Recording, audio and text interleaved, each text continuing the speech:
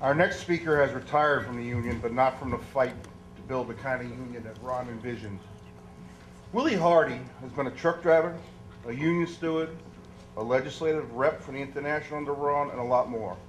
He's a minister, he's a community leader, and he's a man who stands for justice. He continues his work as a Southern organizer for the Teamsters for a Democratic Union. I'd like to introduce Brother Willie Hardy.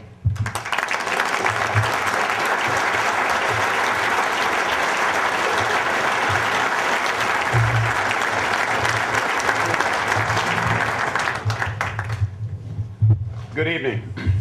It's so good to be here this afternoon, this celebration, memorial of Ron, because Ron was a dear friend of mine. Not only was he a dear friend of mine, but he was a person that stood for truth, justice, and the American way. And I like that. You know, with Aaron, he was kind of emotion. Tim here's looking good in his new suit, a little emotion.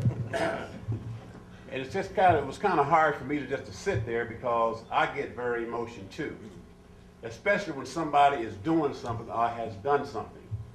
And Ron was a type person that he just loved the membership. You know, I was the second African American within government affairs, and to me that was something, because I had been fighting in the trenches and throwing dynamite when dynamite was well, I'll leave that alone. But nobody seemed like that they really cared within our local. I'm out of local 667 in Memphis, Tennessee, which is in the heart of the South. Doug and his wife there, you know, they were struggling in Atlanta. We were struggling in Memphis, and all across the South were trying to do something.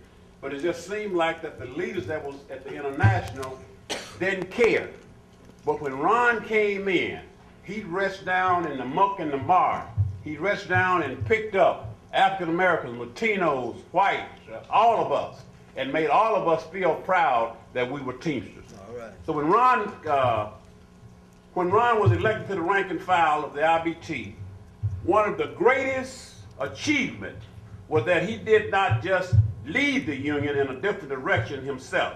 He opened up the union to the rank and file and unleashed the power to make change on the job, in their contracts, and to make the union their own.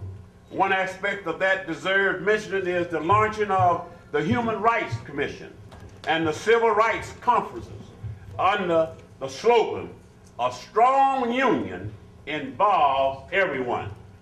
Ron treated the rank and file with respect.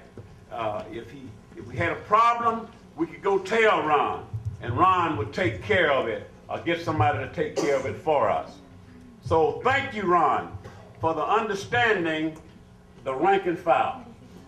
When Ron spoke to us, he showed that he understood what we have, as rank and file, had gone through on the job.